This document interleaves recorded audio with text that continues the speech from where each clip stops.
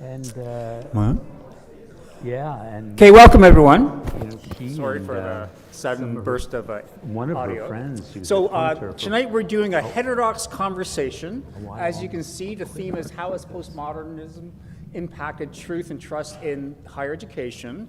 We have a conversation with two of our guests, Michel Behrent, who we'll introduce in a second, and Mark Lilla. Just a few words about Heterodox Academy before we get started. Heterodox Academy was founded some years ago to promote more viewpoint diversity in universities and in education in general. We practice or strive to practice what they call the heterodox way. And that's where you have respectful conversations on difficult issues, try to be collegial, humble, as you can see by the series of steps to perform the HX way, as we call it. Also, I should note that if you're interested in Heterodox Academy, want to be a member, or want to get on our email list, here's some information. We have visiting Bethany all the way from New York. For Bethany. And if you want to speak to her about it, she has some swag and other things for us there. We have some email addresses there if you want to get in touch, including if you want to join the University of Toronto's Heterodox Campus Community. Stephen and I are the co-chairs of this campus community. We hold events like these. We've been doing this for about a year and a half or so. Yep. A series of events on topics like these and related topics. We're going to be starting up again in January with a topic.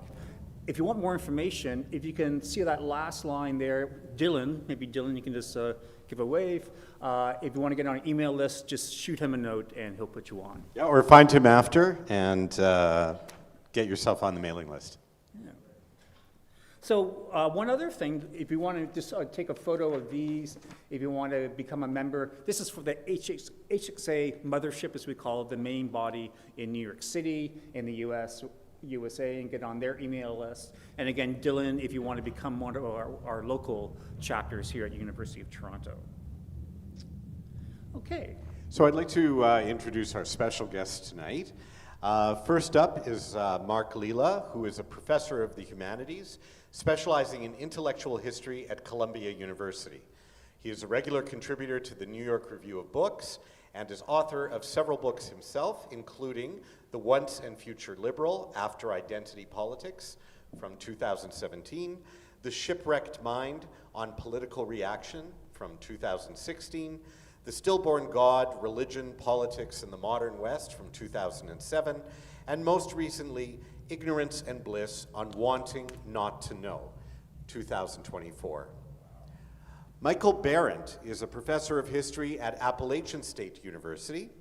His scholarship seeks to historicize the work of French philosopher Michel Foucault, situating it within France's shifting ideological landscape in the 1970s, and also within his upbringing in France from the 1920s to the 1940s. So please join me in giving a big warm welcome to Mark and Michel.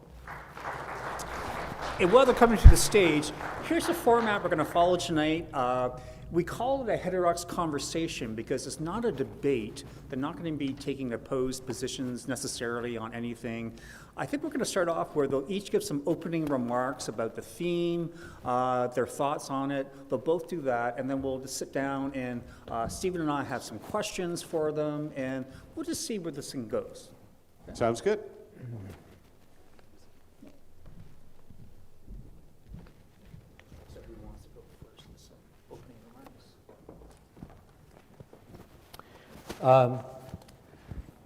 Right, so part of what we'll have to do up here tonight is to parse the term postmodernism and also parse the relation of some of the sub-questions that were raised in relation to this term. I'd like to begin, though, with two anecdotes. Jacques Derrida once spoke at the New School. I was not there for this. And he was, for some reason, extremely late. The room was packed. people were wondering whether it was going to go on. And finally, you hear a rumble in the back, and this entourage comes in with Derrida, and someone in the audience cries out, "It's Elvis!" And everyone laughed because they were laughing at themselves, I think. The other anecdote is about something at which I was present.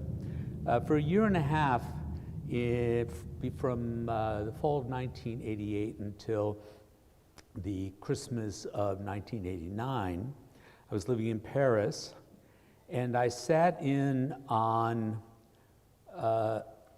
a course of Derrida's that was about one sentence from Montaigne. And that sentence was, "Oh mes amis, il n'y a nul ami."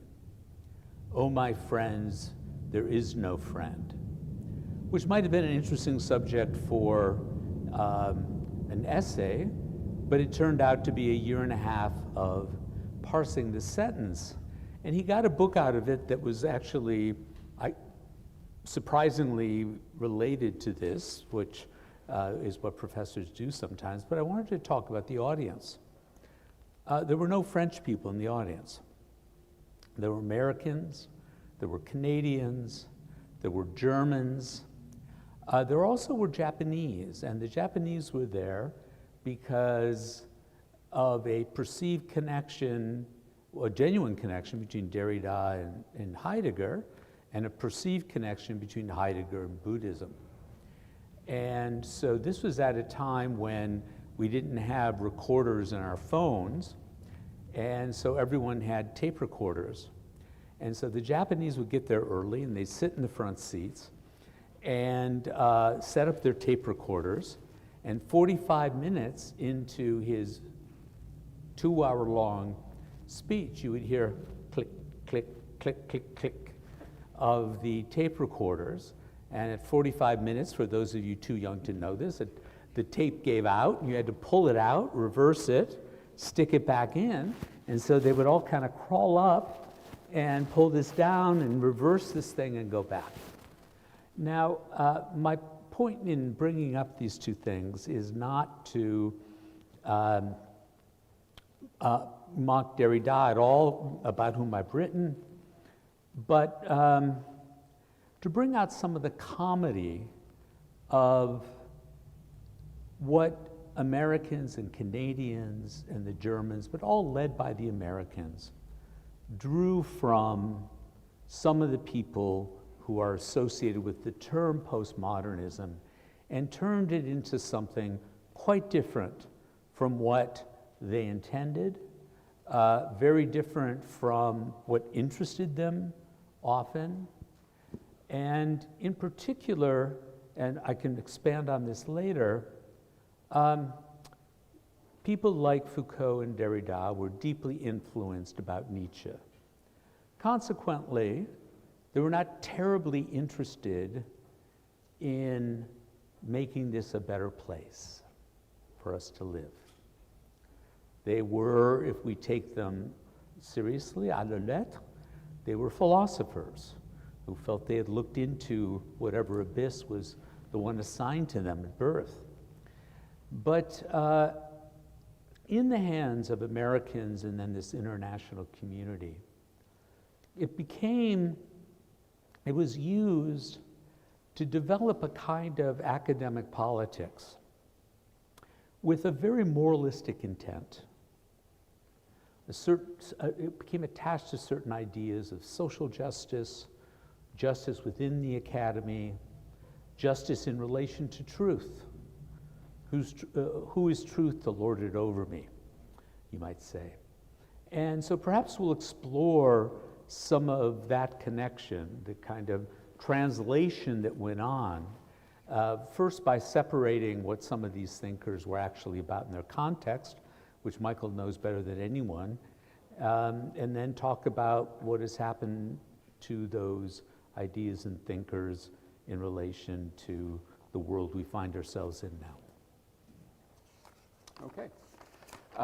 It's a pleasure to be here. I do feel like I have to to state as a matter of due diligence that this is both particularly interesting for me and intimidating, not because I'm here with you in Toronto, although it's a pleasure to be here, but because Mark Lilla here was actually a professor of mine over 20 years ago. So this is, it's not the first time I've seen him since then, but I haven't seen him regularly, so that makes this a particularly meaningful event for me. I'd actually like to begin in a perhaps somewhat similar vein, but, and this is the only time that I'm going to do this, I'd like to just read a brief excerpt. And it is from a work of fiction that came out a number of years ago. I'll give you the name after I've read it.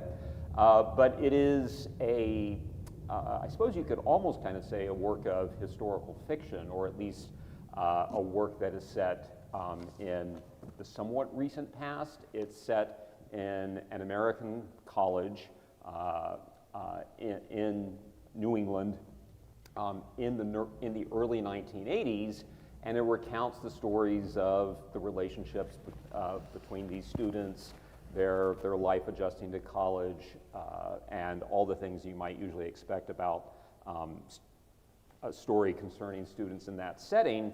But it also talks about what they are learning in class and how it affects the conversations that they have. The first quote is from a scene in which two women are talking about books they've read. Quote, "Then one Sunday morning before winter break, Abby's boyfriend, Whitney, materialized at their kitchen table reading something called Of Grammatology. When Madeline asked what the book was about, she was given to understand by Whitney that the idea of a book being about something was exactly what the book was against, and that if it was about anything, then it was about the need to stop thinking of books as being about things. Madeline said that she was going to make coffee. Whitney asked if she could have some too." One or two other lines. College wasn't like the real world. In the real world, people drop names based on their renown. In college, people drop names based on their obscurity. Thus, in the weeks before this exchange with Whitney, Madeline began hearing people saying Derrida. She heard them saying Lyotard and Foucault and Deleuze and Baudrillard. That most of these people were those she instinctually disapproved of. Upper middle class kids who wore Doc Martens and anarchist symbols made Madeline dubious about the value of their enthusiasm. There's another one, but I think that sort of makes the point. The novel is one that's a quite good novel by an American author named Jeffrey Eugenides. It's called The Marriage Plot. It came out around 2012. And what I think is interesting about it is that it really is an attempt to situate the sort of moment when this phenomenon that we call postmodernism really began to hit American campuses and universities. And I will sort of add that part of my interest in this particular book is that it's by an author who went to the same college as I did, Brown University in Providence, Rhode Island. He's a bit older than me, so this is set a little bit before my time there, but I can confirm that I remember conversations that are exactly like that, and I think Mark's comments were very much kind of captured the same sort of aura that these names of French philosophers acquired. Just to be clear, lest anyone here is finding themselves lost, really what we're talking about here are a certain number of mostly French thinkers who were especially active in the 1960s and 70s, and in some cases beyond, and whose Jacques Derrida being perhaps among the most famous, and the sort of transportation of which, or export of which, to the United States is a big part of what we call this phenomenon of postmodernism. But the one thing I would just say, just to conclude these opening thoughts, is what strikes me about Eugenides' book is the way that he really does historicize this moment. That he presents it both as a moment that is about ideas, whatever we think about these ideas, that is about philosophy, but that also has a very distinct historical and cultural setting. It's something about the culture of Western societies, and maybe particularly the United States, in the late 1970s and early 1980s. So I think when we talk about postmodernism, if we want to understand something about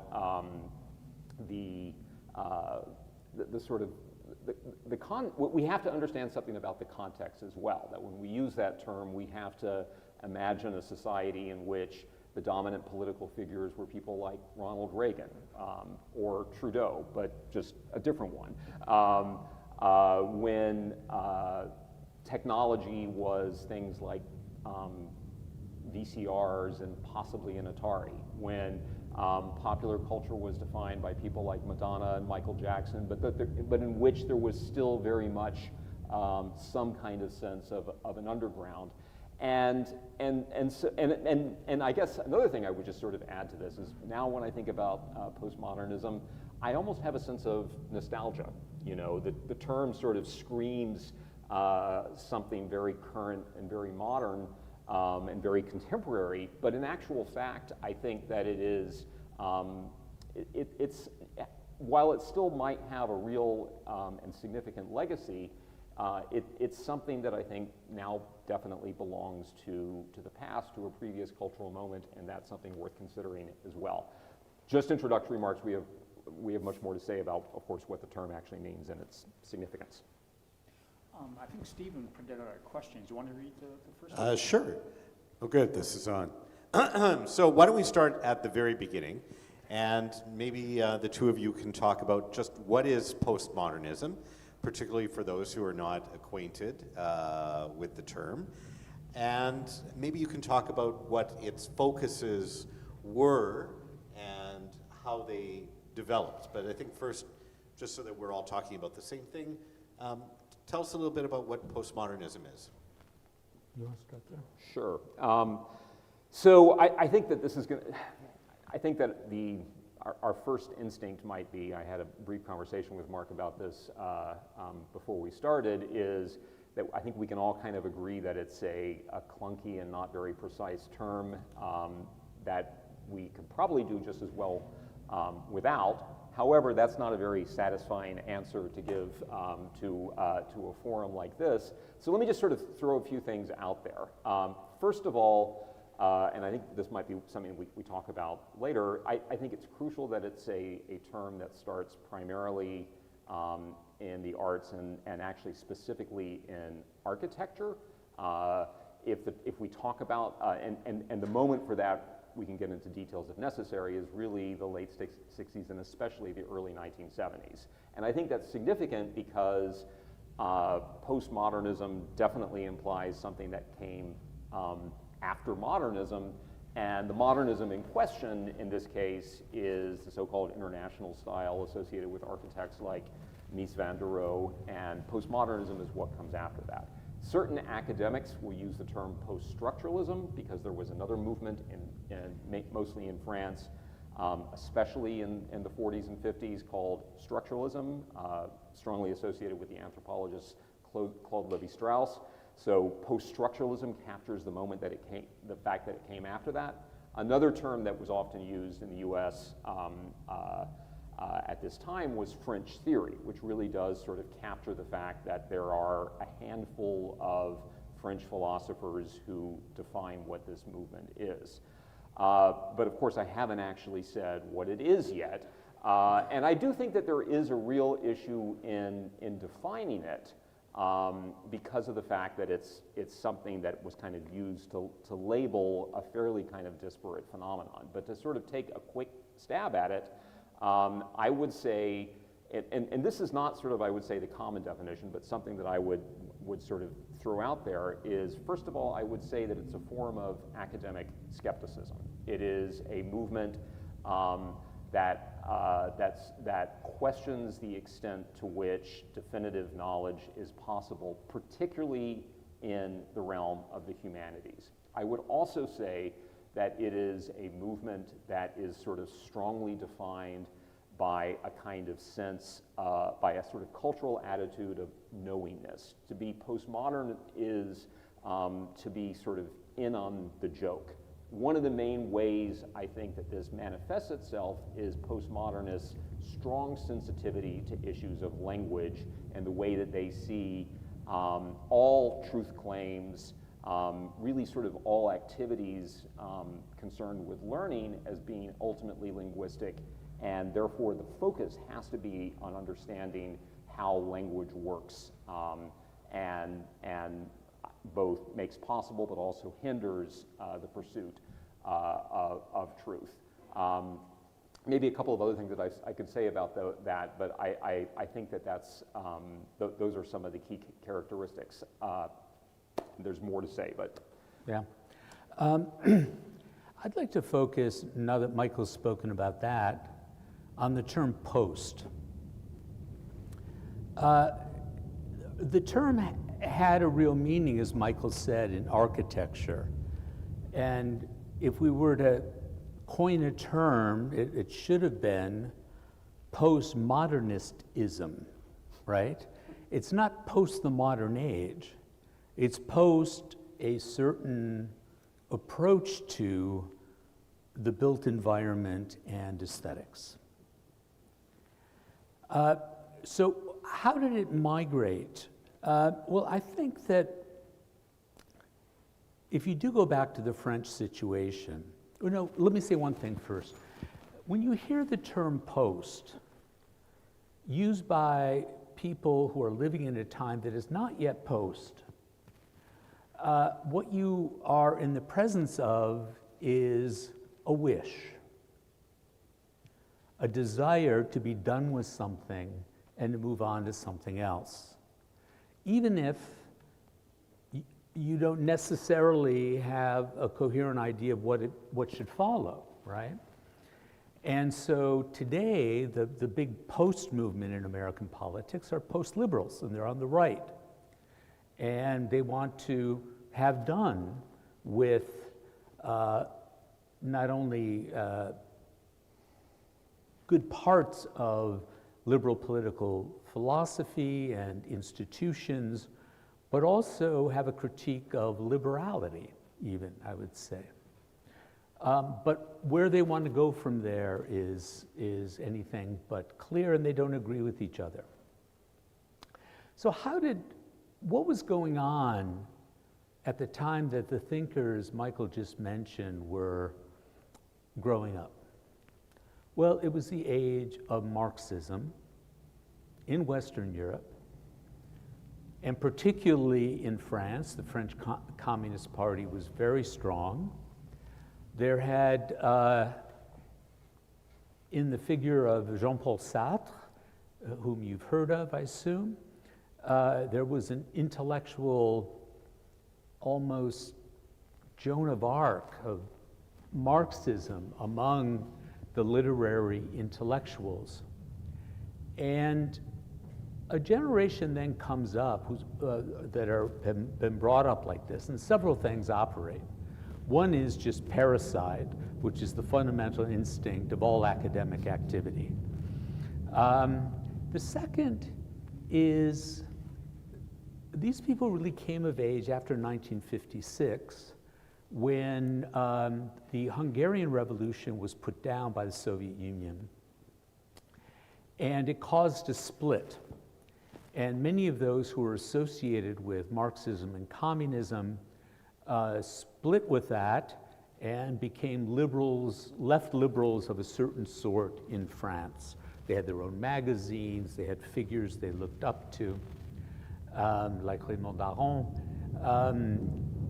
And so it was hard after that moment to attach yourself to Marxism of the Communist Party and the communist movement.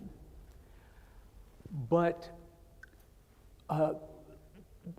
the hangover of that experience was this desire to be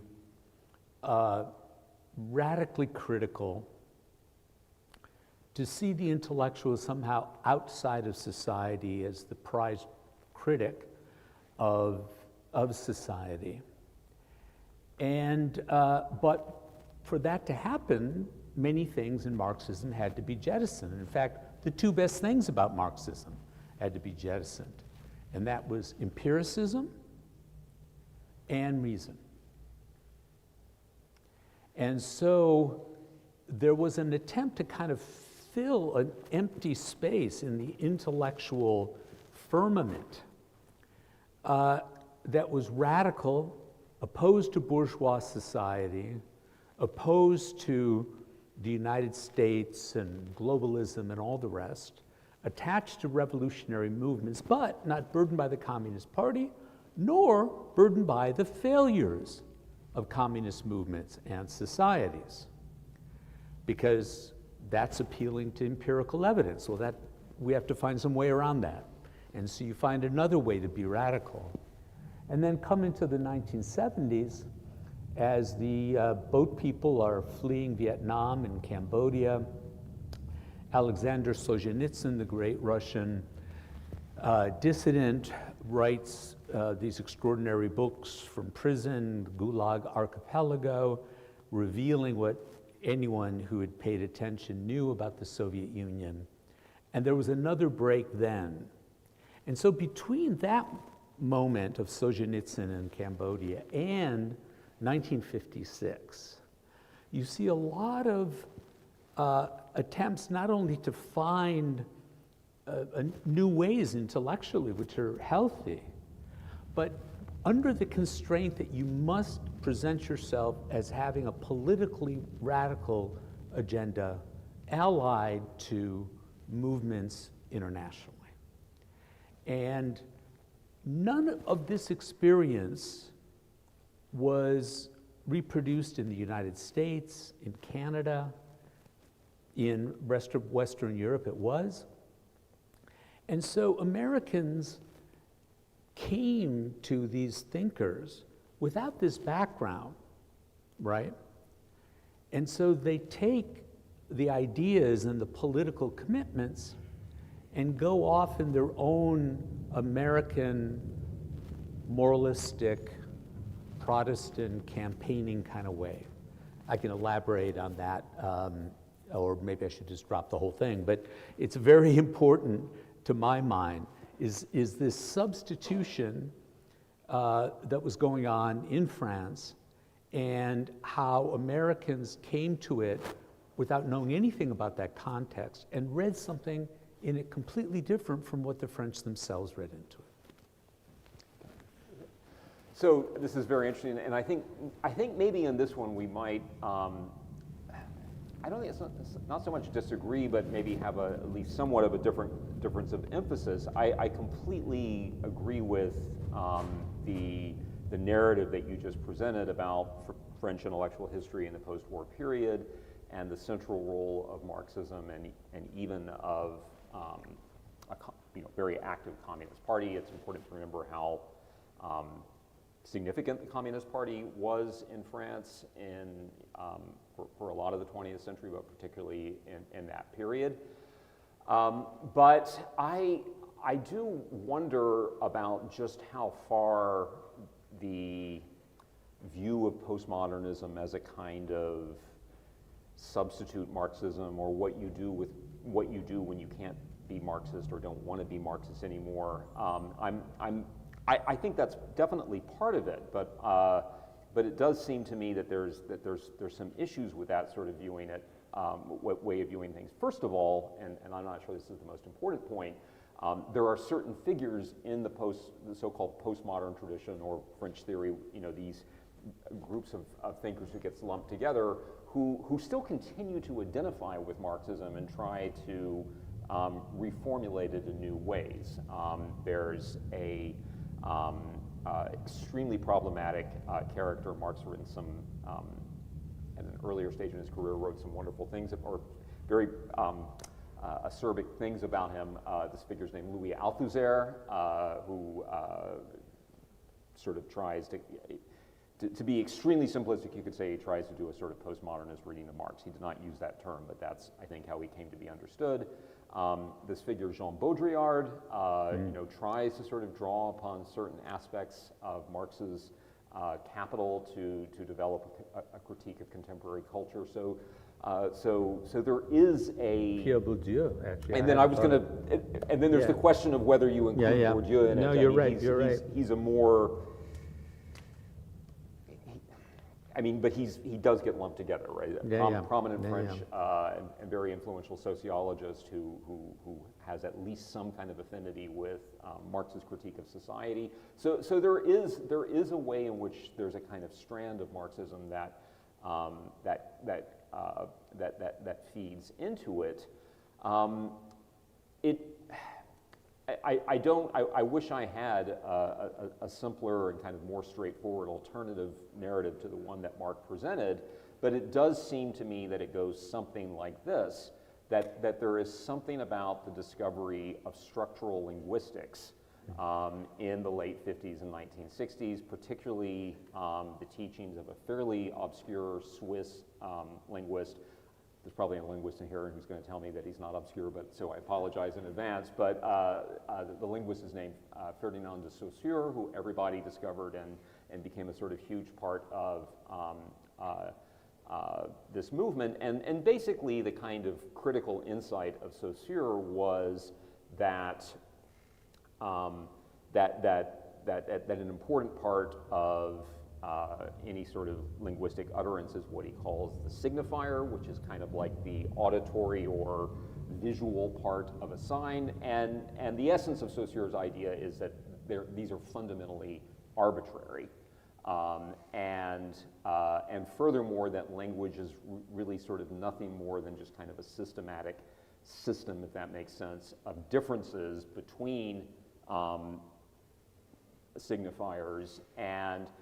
And I think that many thinkers of this generation sort of saw this as undermining the conception of meaning that had been inherited from earlier generations of philosophers, particularly the traditions of existentialism and phenomenology. But in a nutshell, there's some way in which they think that a certain kind of reading and perception of language actually makes meaning elusive and perhaps ultimately unachievable. Yes, we all speak and interact and have communications, we can read books, but the idea of at least a certain kind of French thinker of this period is that if you push that too far, you'll find that those meanings are fairly unstable and possibly incoherent. This in particular is the perspective of the thinker that we've been already referred to a few times now, Jacques Derrida. Derrida develops a philosophy and a kind of method for showing the sort of unstable foundations of meaning and called deconstruction. Derrida is the guy who invents that word and sort of introduces it into our language. So you know, there's an important and complicated relationship with Marxism, in addition to just the cultural and political importance of the French Communist Party in relation to French intellectuals. That's absolutely the case, but it does seem that it's these other kind of ideas that become sort of definitive, and I don't think that those can be completely tied to the question of Marxism. Well, they can in one way. Maybe it's a little inside baseball, but it's very interesting that the gateway drug was structural linguistics and also structural anthropology. And the idea there was, is it possible to talk about some of the things that Marx and Engels had written about and thought about, the relation of social structures to consciousness, to language, and all the rest, without the Marxist baggage of the terms and tying everything to capitalism. But then this structuralism came under attack from others that we've been talking about, who had taken this linguistic turn to say, well, who says there are structures? Who says there are these permanent things in society? And an important moment in this clash was when Michel Foucault debated Noam Chomsky on television. And if you ever take a look at that, you know what it is to wipe the floor with someone. But it's also very instructive to see what the difference is between these two generations. One generation actually looking for structure in things, and the other wanting to blow up the very notion. I wonder if we want to bring in Foucault then. For those of you who are not in the academy, perhaps the most cited scholar in the humanities of all time now, overtaking Marx and others. So huge influence on the humanities, and to a lesser extent in professional schools of education, social work, and then other humanities disciplines. So how would you situate Foucault to postmodernism? Where does he relate to them? Michael's the expert on this. So. And I'll just sort of say that I don't really recommend this as a career plan, but I have sort of dug myself into a Foucault hole that I can't quite get out of, and it's... It doesn't exist. Huh? It doesn't exist. It does exist, actually. Derrida doesn't know it, but for Foucault it does exist. Meaning that I think that it's precisely because I was exposed to these thinkers and I was intrigued by them in college that I've just sort of spent my time as a historian trying to figure out, what's the deal with Foucault.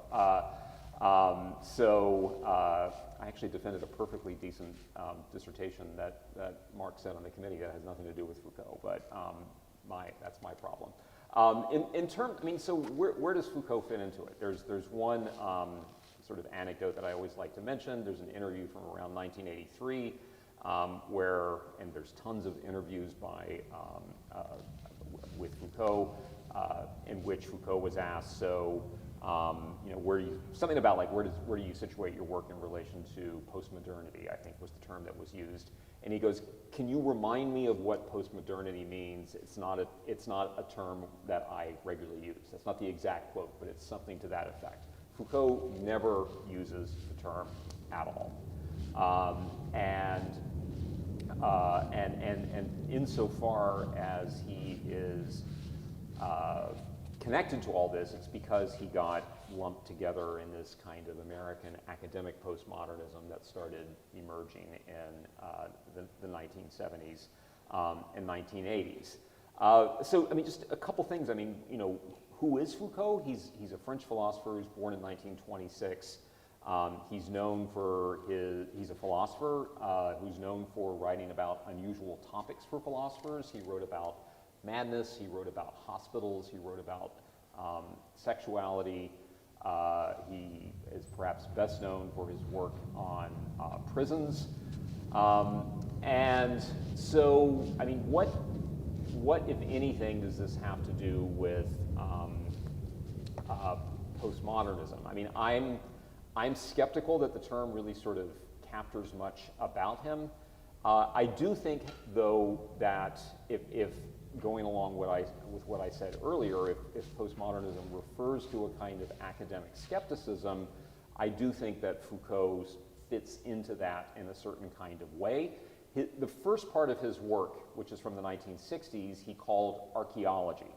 And he used archaeology in a very distinct way. He said that what he wants to do is not actual archaeology, not real archaeology in the sense of digging up artifacts from the past, but his argument is that you can do an archaeology of knowledge. And really what he meant by that is that the basic way in which knowledge functions, what its assumptions are, what counts as rules of truth, and so on, change quite significantly from time to time and from period to period. And in several books, he tried to show this. if you're familiar with Thomas Kuhn's work on the structure of scientific revolutions, there's at least a kind of family resemblance between Foucault and that work. The later Foucault of the 1970s, at this point he calls his work genealogy, is deeply concerned with power, and thus becomes political. And I don't think that was really present in his work previously. And essentially, without sort of going into too much depth, Foucault argues that power is everywhere, that power really defines relationships as such. You know, if Foucault were looking at this scene up here right now, he would try to sort of argue the very setup of the stage and so on implies the existence of power. And most importantly, that power is not directly connected to the institution that we call the state, that power is something that exists in kind of the bowels and recesses of society, leading him to call it talk about the microphysics of power. I guess what those two ideas have in common, both on knowledge and on power, is a certain form of a certain form of kind of skepticism to conventional narratives. I'm not sure that was Foucault's point, or I'm not sure that was Foucault's whole point. It certainly was his point to a degree, but I think it's because of those ideas that he's associated with postmodernism. Yeah. Thank you. Sorry. I'm just trying I got it. Okay. I'm now trying to remember what I'm about to say.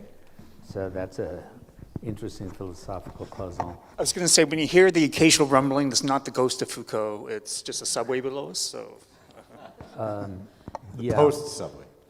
Yeah, well, now, thanks to what Michael laid out there, I think we're getting closer to the sorts of things that many of us see in the universities or hear, or types of arguments we hear. One is a kind of voodoo of power. Now, the people who throw around the word power tend not to be people who have studied the history of political philosophy and political theory and thought deeply about what the word means, how it gets manifested, and in particular, the good uses to which it can be put and must be put. It's hard to get anything good done without power either. And so what for Foucault is an observation, a very Nietzschean observation about this presence of power, which he treated almost the way physicists before Einstein spoke about the ether. Before Einstein, there was this idea that there was a stable thing out there in which the universe was created and moved. It was called the ether. And could you point to it? No. Could you smell it? No. Could you see it? No. But it was there. And the way in which Foucault's ideas about power got translated and vulgarized is to vaguely point to this ether of power. Now, once you invoke power, especially if you come from a moralistic or even moral democratic tradition, you want to know immediately, well, who's got power, who doesn't, who's served, and who is not served, who is marginalized, right? Foucault had some concern with that, with marginalization of, but he chose his battles, one of his battles being the fate of prisoners in France and also in asylums and so on, and he did a lot of good work in relation to that. But it was easy to pull from his works the notion that we're all in an iron cage of power. It's zero-sum. So if someone has power, it means that someone else doesn't, right?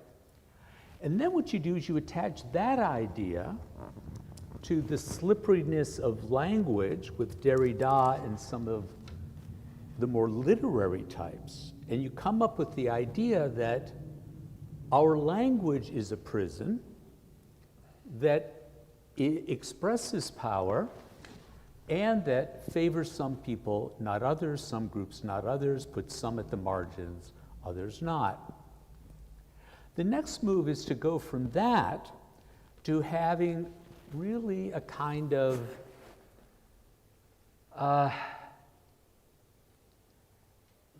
to my mind, in the terms it was expressed, rather an American way of speaking and thinking about the marginalized. And so the marginalized were no longer those necessarily or only those who were disadvantaged economically, and Marxism prevents a language for thinking about that. And certainly liberalism has a language for talking about those who are excluded or disadvantaged when it comes to political deliberation and all the sorts of things that make up a liberal democratic society.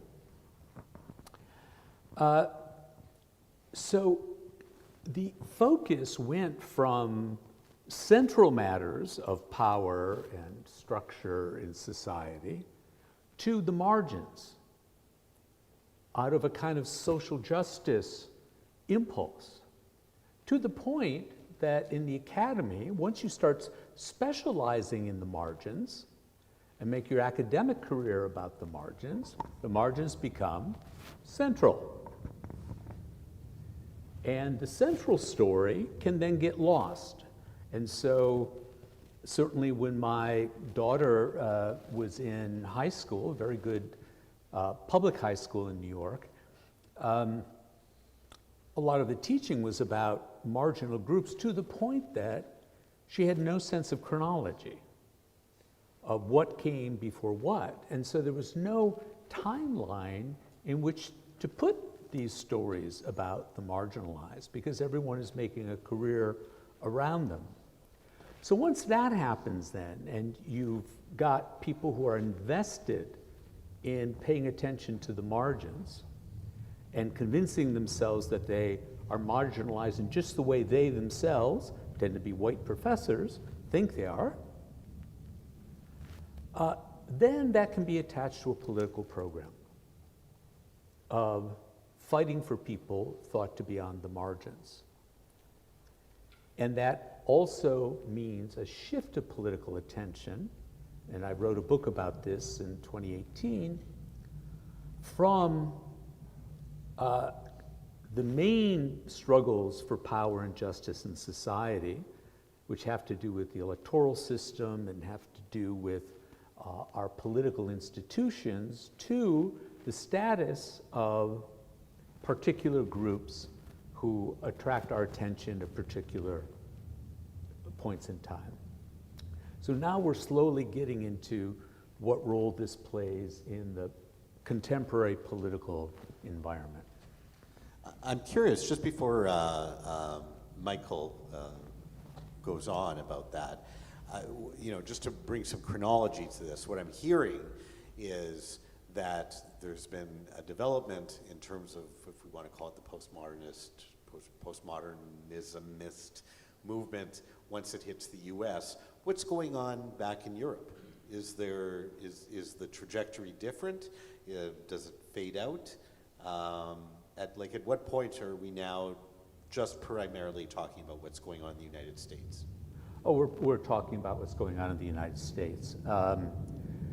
After this generation, the next generation of parasital maniacs, I suppose, were people I published in a series at Princeton University Press called New French Thought, and there were new thinkers who were very different in their interests and their views, but they were all critics of the French tradition we've been talking about in French terms. And some of them were liberals who were really disciples of Kant. Some of them were sort of, in a sense, disciples of Hegel, and see things in kind of the evolution of world history that's continuing. Some turned to classical Greek philosophy and became followers of Leo Strauss, and so there were different people who came out of there, and some of them have continued to write good things. Other ones have become just popularizers on TV. And what happened with that generation also is that the status of the intellectual as a sort of high priest of opinion, not because of them, but because of media and all the rest, and the affluence of society, the death of workers' movements, intellectuals just became less important like that. They either became more media types or they became more academic. Could I just, a quick thing that I would add to that, and again, agree entirely. I do think that it is interesting, and this is a sort of an impressionistic observation, but I think it can be verified. I think it's very interesting that sort of the kind of academic political appropriation of postmodernist ideas that Mark was talking about, which leads to sort of academic departments specialized in the various sort of marginal groups and so on, and whole disciplines devoted to these phenomena. I do believe that at least initially was very much an American phenomenon, and I'm not sure I could do the chronology exactly, but from roughly the late 80s until the, about maybe 10 years ago, I think that was primarily an American phenomenon. And I don't want to say that this characterizes French academic culture in general, but I do think that there was very much a kind of consciousness in France, since we are talking about France on this topic, that there was something kind of distinctly American about that. It was a slightly kind of weird thing that the Americans did, to the point that you will see the French people refer to le French theory as a way of kind of referring to the American appropriation of their thinkers in a certain kind of way. And it does have some consequences politically and in intellectual politics, in the sense that certain things like multiculturalism had a distinctly less positive connotation, including on the left, than compared to the United States. I will just say this, though, in conclusion, that's changed. Yeah, you're right. And it really has. I couldn't tell you the exact time frame, but I don't think it was many months before the term woke became mainstream in American discourse, before it was immediately transported into France. And not in a marginal way, it became the subject of political debates. Major politicians were using it, and other movements were fully, if not embracing the term, at least the ideas associated with it. I tell, when I teach French history now, I say that, I tell my students that, for years I like to emphasize the difference between American political culture and French political culture. I've never felt that the political cultures are closer than they, at the moment, than they have been before. So, and it has to do with these issues. I'm just curious, so is this like the Disneyfication of postmodernism? Sorry, I couldn't hear that. The what? The Disneyfication. Disney.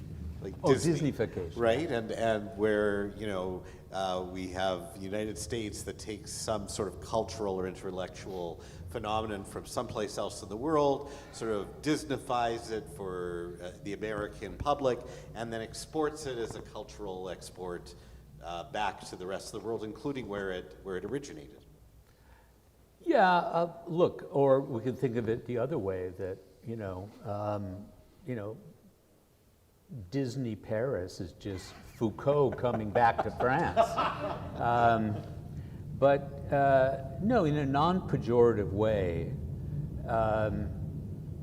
there is that feedback loop, and it leads to a kind of dumbing down, in the sense that this world produces young people, I feel, who are just not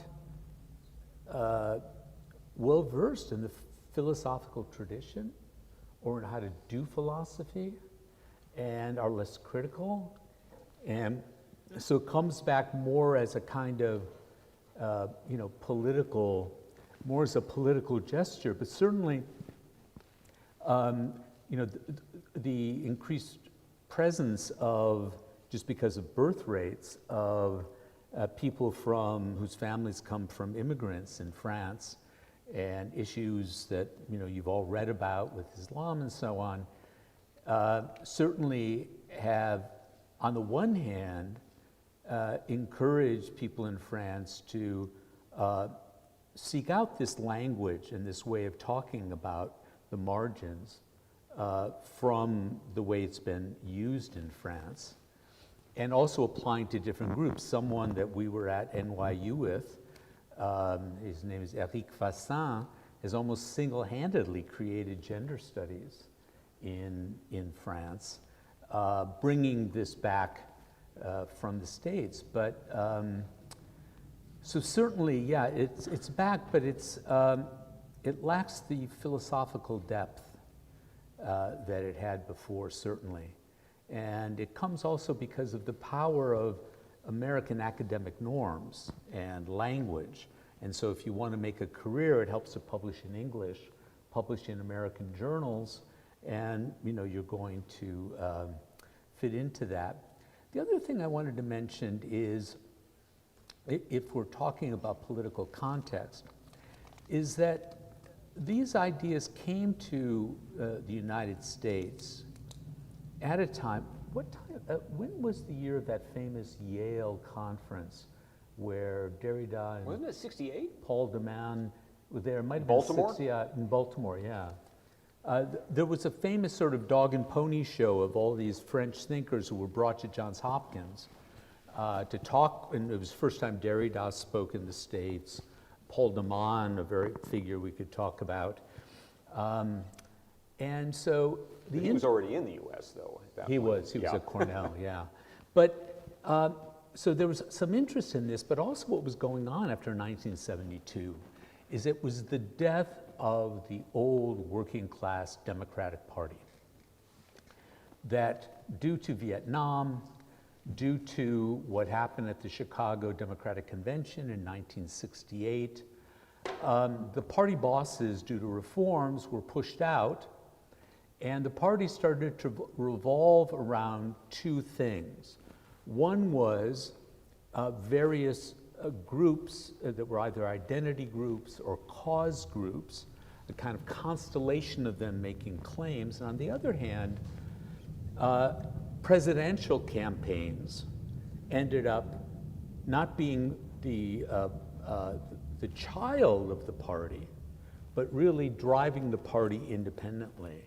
And so a kind of party that one could turn one's attention to politically in order to come up with a common program and thinking about the common good suddenly no longer existed, and there was just on the liberal left side a series of causes and charismatic figures who wanted to be presidents.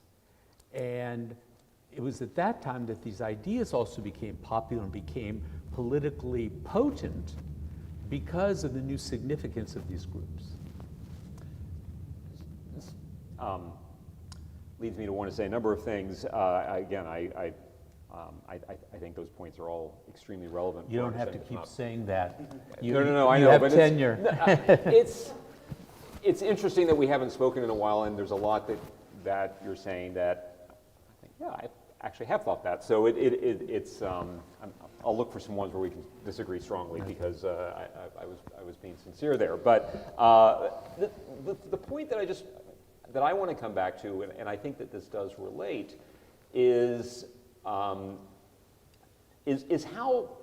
and it maybe goes back also to my initial point, is how different this kind of postmodernist culture on American campuses in the early 1980s feels from what we call sort of the for want of a better term, woke and related phenomenon at present. It's really kind of striking to me how different they actually were, even if it's possible to trace some kind of significant intellectual lineage between them.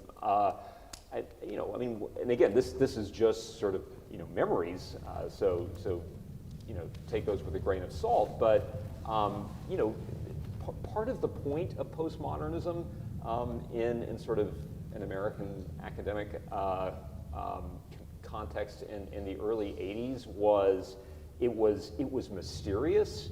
It was, you had to read all these really hard books, and you first of all, maybe you thought they actually did sort of say something that was really revealing, but in any case, you were sort of stylizing yourself as an intellectual if you did that. I mean, it really came down to, like, you read Derrida and smoke Gitan cigarettes and things like that. I mean, and have espresso before everyone had that at that time.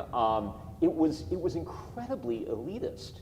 I mean, I remember this, one comp lit professor that I had, who, and by the way, we haven't mentioned comp lit, but that was, most of this did not take place in philosophy departments. The philosophers stayed very far away from this in the United States, and it was in these sort of, often departments specially designed for that. But I remember, this one professor, who sort of had this kind of, I mean, it was even outside of class meeting times, so that, that we could read James Joyce's Ulysses, because that was considered to be this sort of important sort of proto-postmodernist work. And the other thing about it also is that for all of its maybe later impact on the universities, there was something kind of incredibly broadly humanistic about it. I mean, postmodernism rewarded people who were well-read, who read broadly in literature and philosophy, but also in social theory and politics. The same people who were into postmodernism were also people who watched lots of weird European movies. I remember that there was at Brown, there was this whole sort of conversation about, like, when will you see your first Fassbinder film?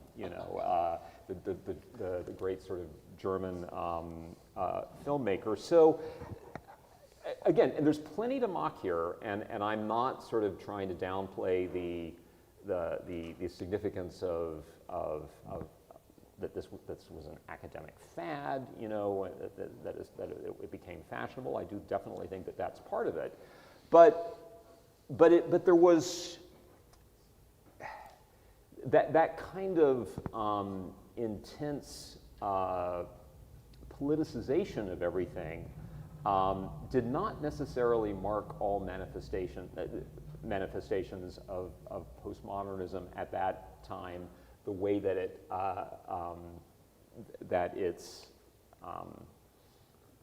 the movements that sort of claim a certain kind of inheritance from it today seem to.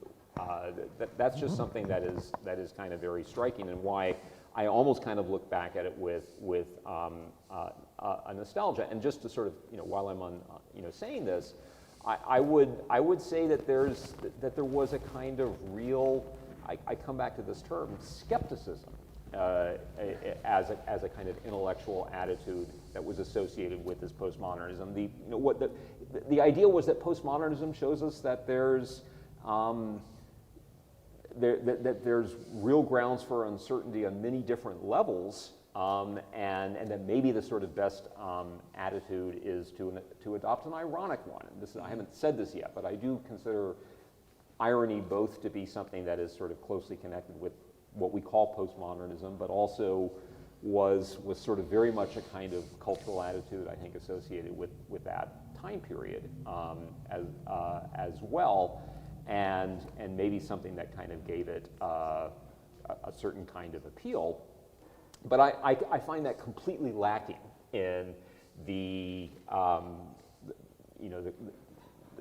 our sort of contemporary kind of cultural politics. There seems to be something that is both sort of, is very absolutist, that is deeply unironic, that even is suspicious of irony, and that far from being a form of skepticism, believes that there are absolute truths, which is a very peculiar conclusion to have drawn from a movement that started with now, can I just disagree with him so we can, now we can have a disagreement. Okay, good. I think that's all wrong.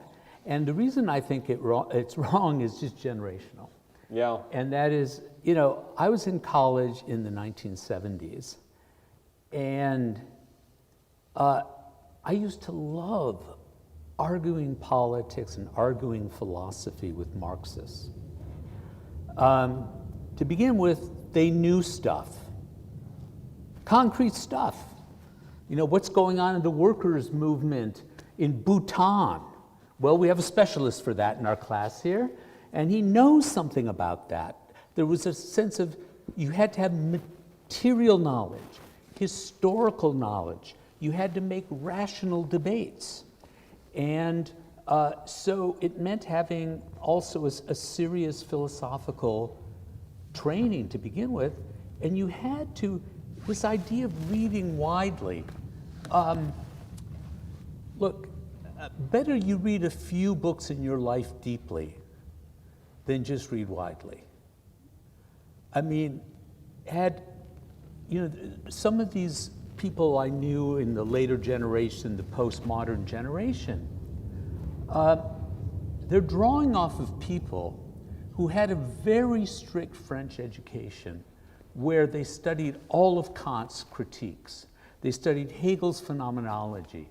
They studied Heidegger seriously with very difficult teachers who half the time failed them in a very tough academic environment at the most elite schools. And so they knew what they were talking about when they came to these things. That is not true was not true of the things that started bubbling up in the 80s and into the 90s and the people associated with that. And so it became a very facile way to throw these things around. And then it shows up as detritus in other areas. My wife's a New York artist, visual artist, one has to say visual now, who she was brought up by artists, her parents were both artists, and then was put through the paces in graduate school when she was doing painting back then, and having to talk about her work and those of her fellow students in these terms. And it was, no one knew what they were talking about. No one had ever read any of these major German thinkers. And if you have not mastered the German thinkers from Kant to Heidegger, you have no idea what's going on with post-structuralism at all. Zero. And so it was really, then it became the time of posers,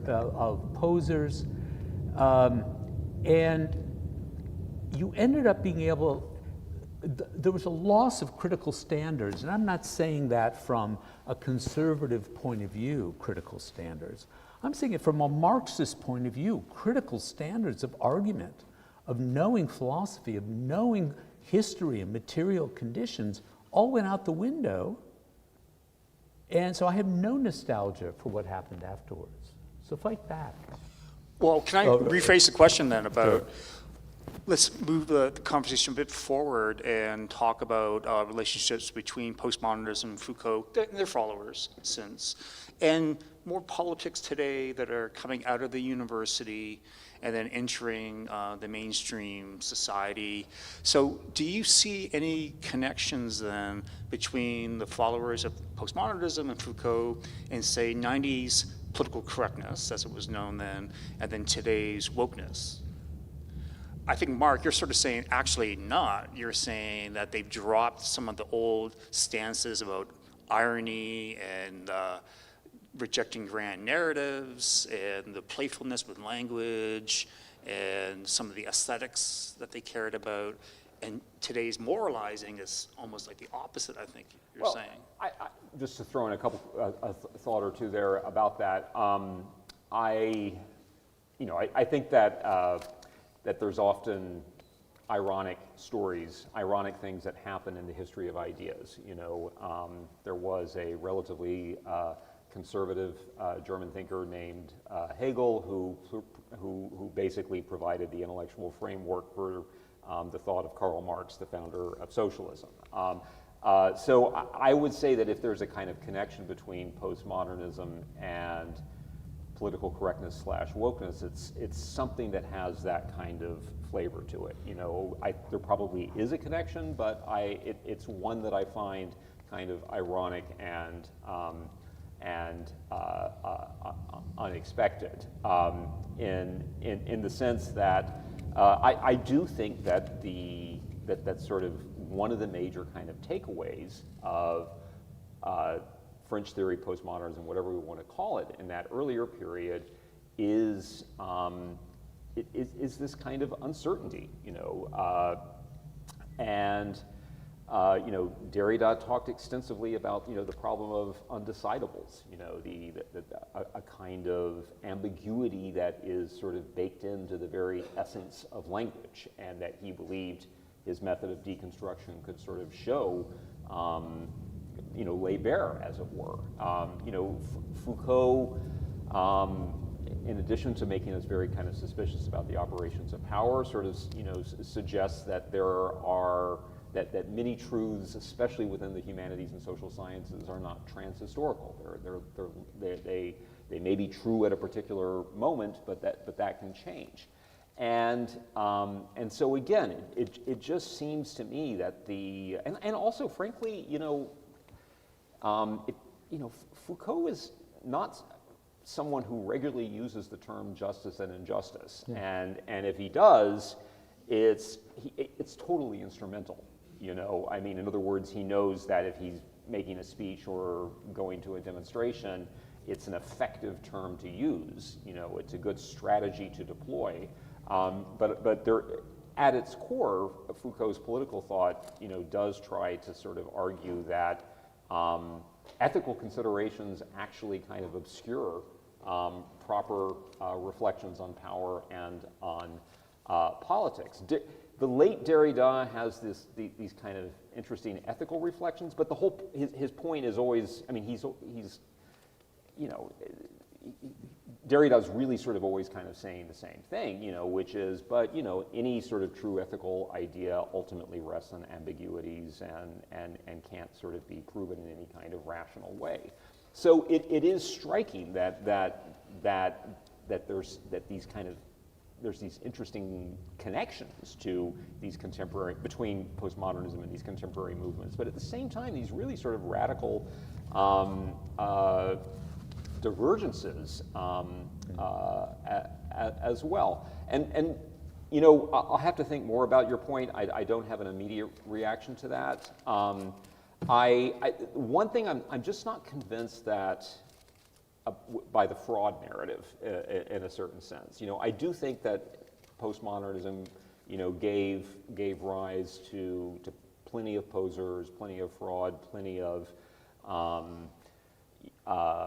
people who sort of know how to talk the talk, but that's it. But a lot of intellectual movements do that, I think, and including Marxism at times. And I'm just not kind of convinced that is the essence of it. It seems to have more to do with this kind of I don't know. A certain kind of sense of heightened reflectiveness that sort of enters the American academic consciousness at this time, where there's less concern on sort of the real sort of substantive issues and more this kind of reflective, inward-looking thinking about, how we use them.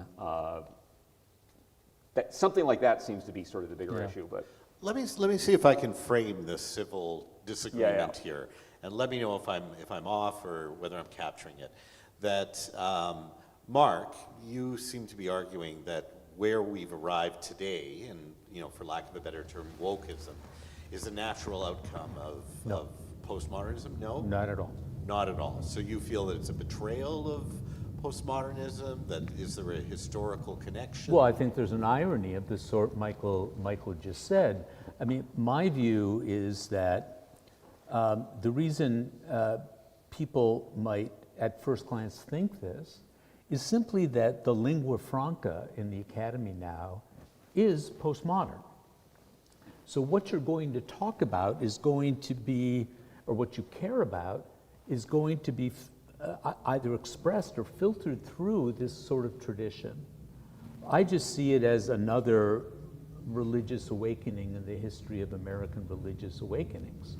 But it's just not speaking the Bible now, it's speaking this the language of postmodernism. This other language. And,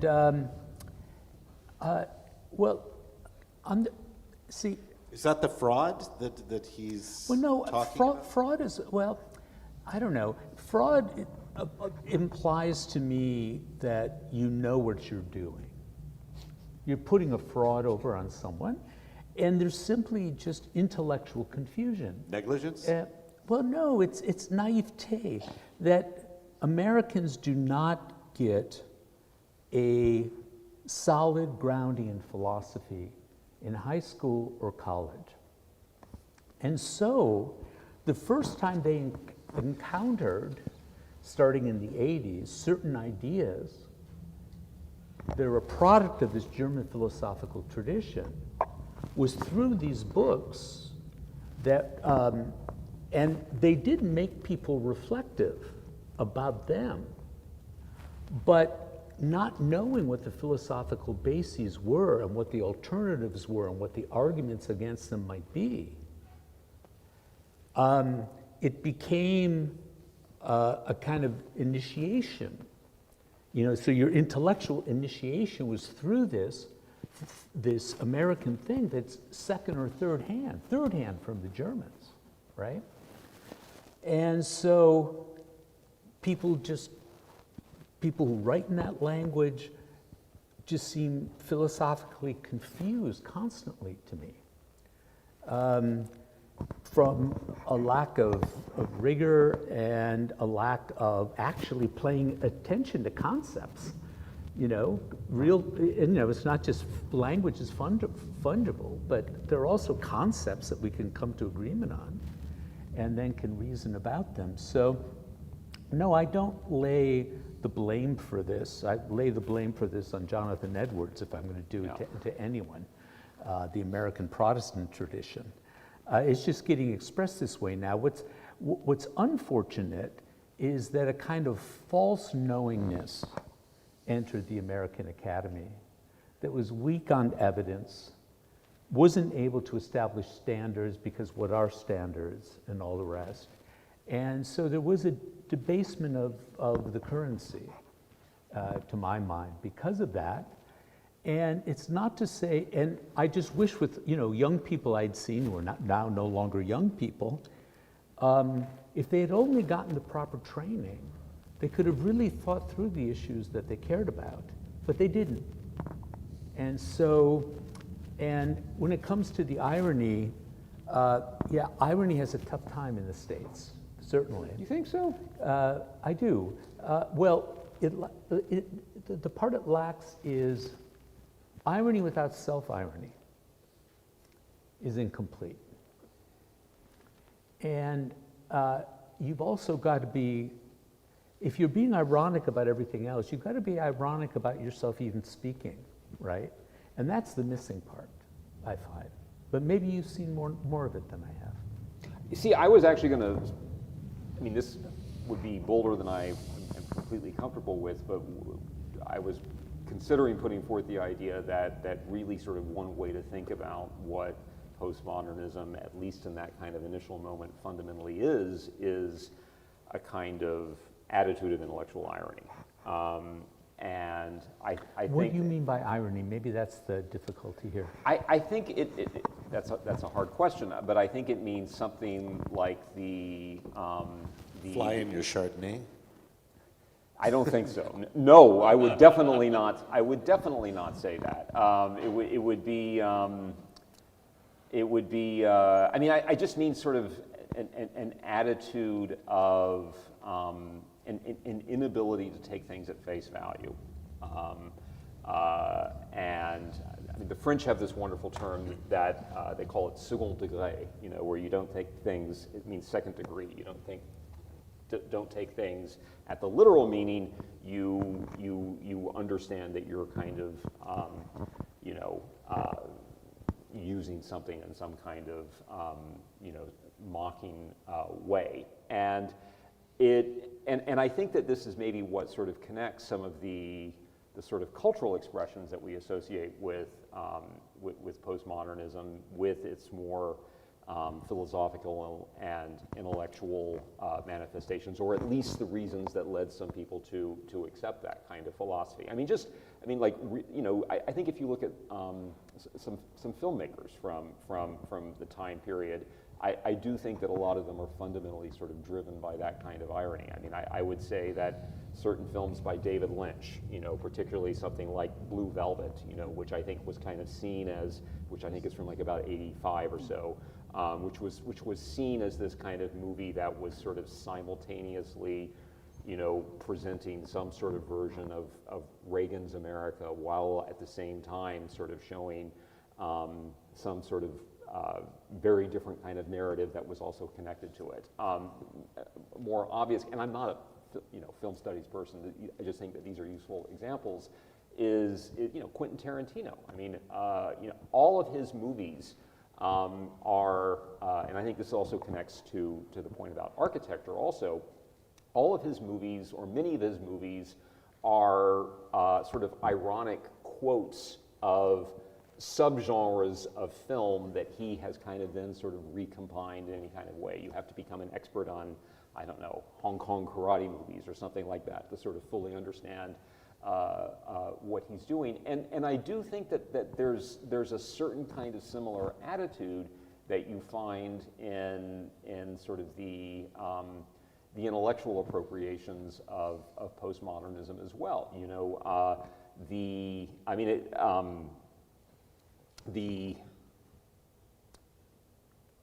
books no longer become about the subject matter of books. The classic sort of postmodern or deconstructive gesture when you analyze a work of fiction is to show how the book is really kind of the story of its own creation. You know, all fiction is metafiction.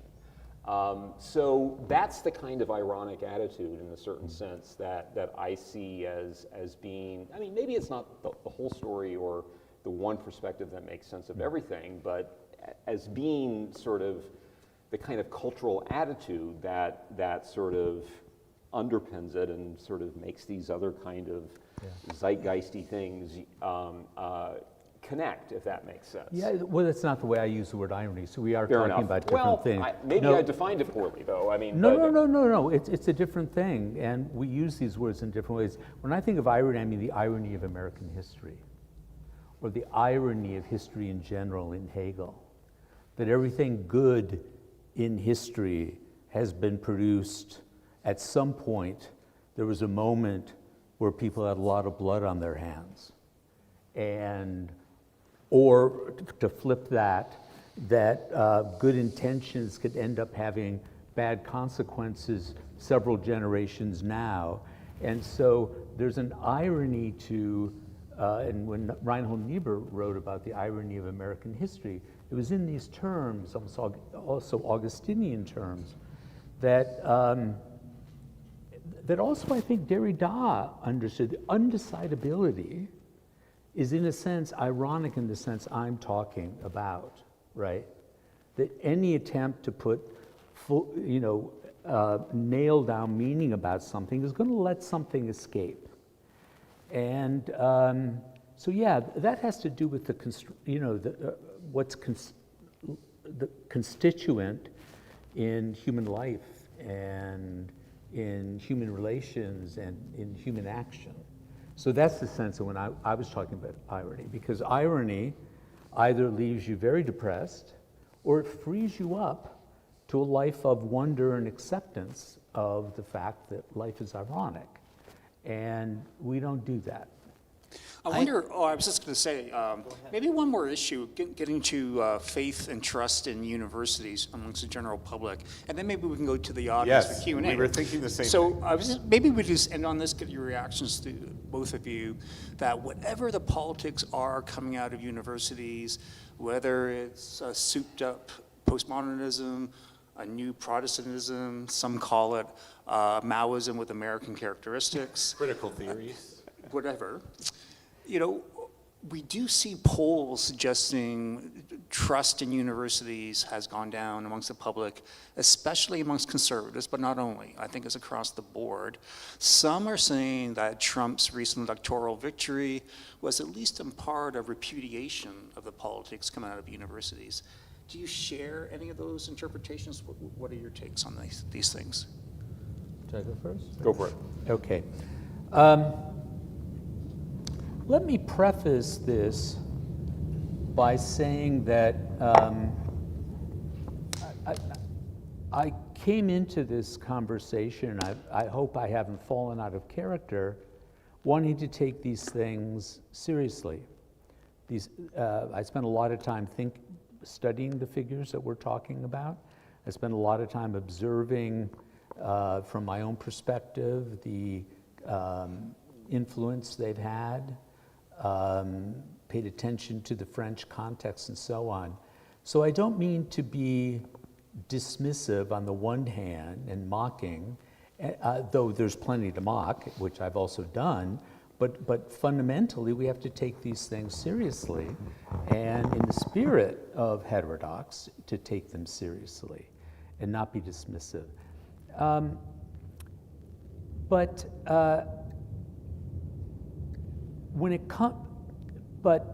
that said, the kind of thing that you're talking about, the possible influence on American opinion about the university, I do think there is a connection, and that there's a lot of blame to go around to complete departments and things like this. And that is that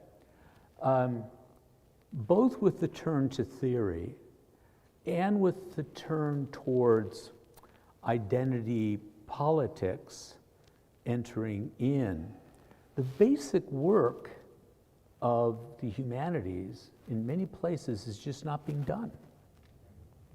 Just the reading of novels, having a core curriculum, getting the kind of education that the French postmodernists had and would never want their kids not to have, right?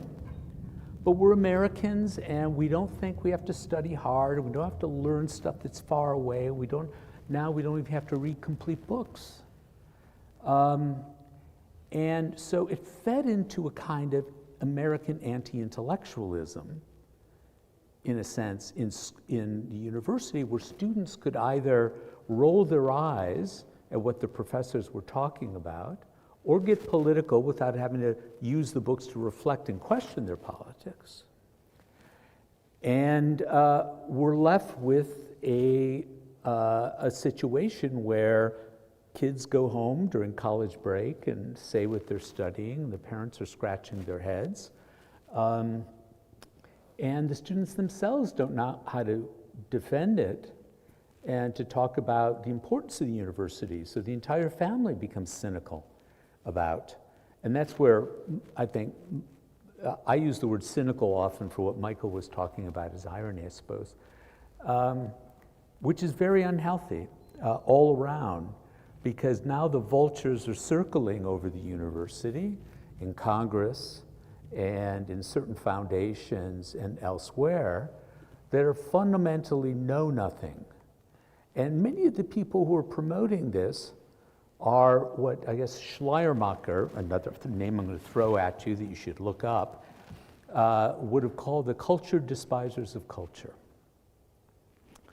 People who went to the Ivy Leagues and now sit on foundations where they're trying to publicize problems in the academy in order to get things defunded and shake things up. And they themselves are the product of the university, right? And instead are idealizing the wisdom of the common man and woman. Folks, I grew up with the common man and woman. You're not missing nothing, let me tell you. I want to distinguish make clear what my position on all these things are, but there is a connection in what you said. The chickens are coming home to roost for a lot of the people who've been promoting this in the university right now. Michael, thoughts? I'm going to disappoint you and say I mostly agree with that again, but I mean, the one thing that I would just say is that, just to state, I guess, my position on this is that I'm not very convinced that postmodernism has had a lot to do with the issues that you've described.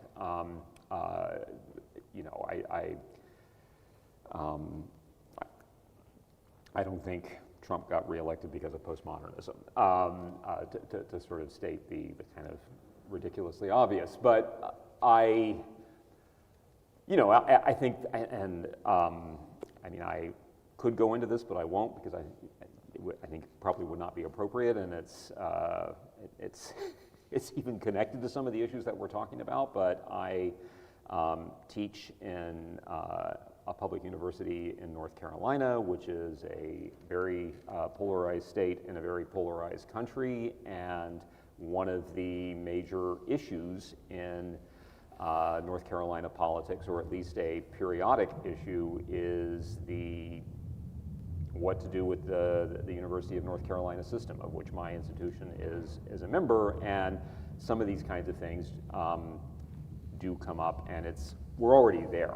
It's already very politicized. They're already closely monitoring and looking at what we're doing.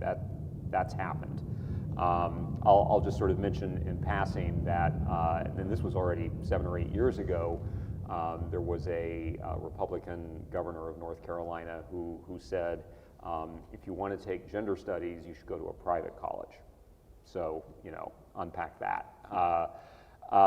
But I guess what I would say is that I do think that postmodernism has had an impact on this, even if I think it's probably more subtle and indirect in its influence. I think that maybe sort of one of the core problems is that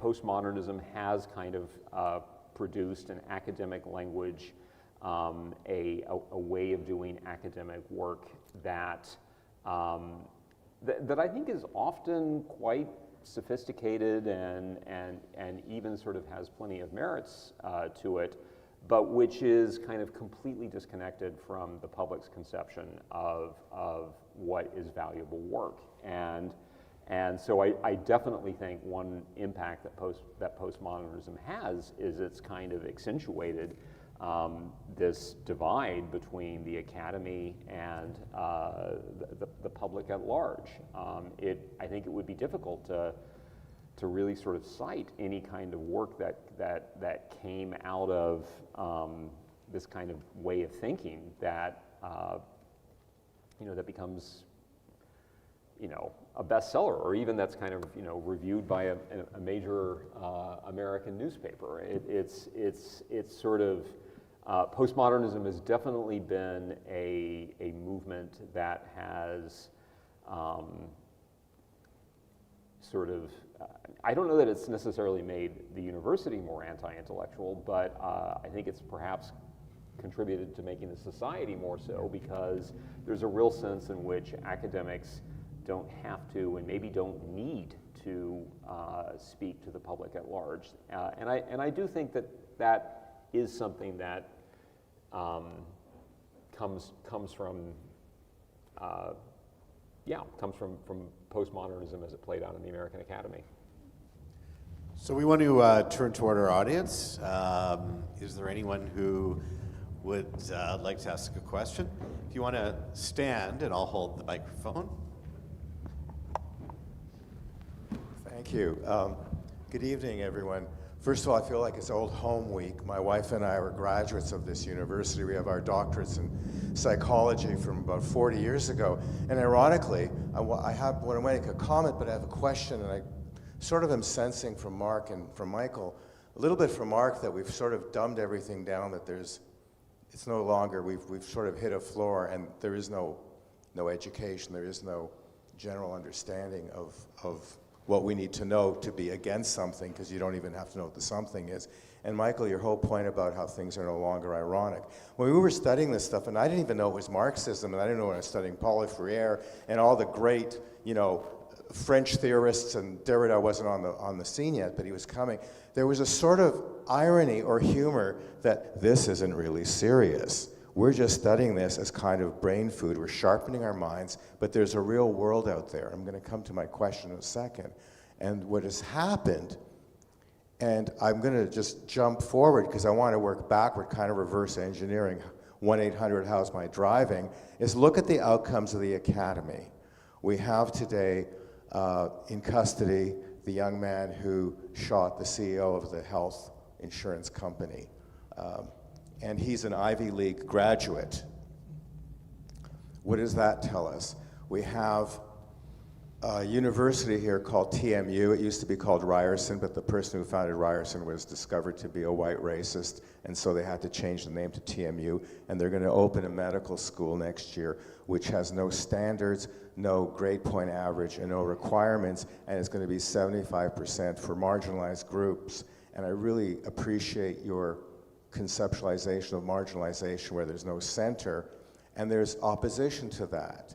So there's a kind of, to the topic, is there trust? No, there's no trust. And what's happening is I think we're ending up where we're eating, the snake is going to eat its tail. I can give you more examples of irony as I see it, and I agree with what you're saying, but I gave up my psychology practice because I found it was very difficult to work with Gen Z students because they didn't have a sense of self. They wanted to be told what they were because they hadn't taken the time to examine themselves through a kind of self-awareness. And they're racked with fear of failure because so much of what they're living is in a virtual world. So I don't want to put too much stuff in. I'll just throw feminism into it too, because men are canceled, but that's a whole other thing. But my question is a very serious question. Where do you see us now today, in the world that we're in today, as we're going through a transformation in what we've seen on college campuses, the protests, what we're seeing going on in the world, what we're seeing happening in a geopolitical sense? I totally agree with you about Marxism and intellectual rigor and understanding, and I'd love your historical perspective of, is this what seemed to be a kind of mental exercise and thought, postmodernism, and maybe everything that goes around it, has ossified into a kind of administrative totalitarianism that is taking over in very negative ways. I don't know if we can get the toothpaste back in the tube. I think you understand my question. Yeah, well, I've lost your question now. So give me one sentence with a question mark. Where are we now? Is it kind of ironic, or are we moving in a place where all credibility is lost because your constituency doesn't trust the academy? Okay. Great, thank you.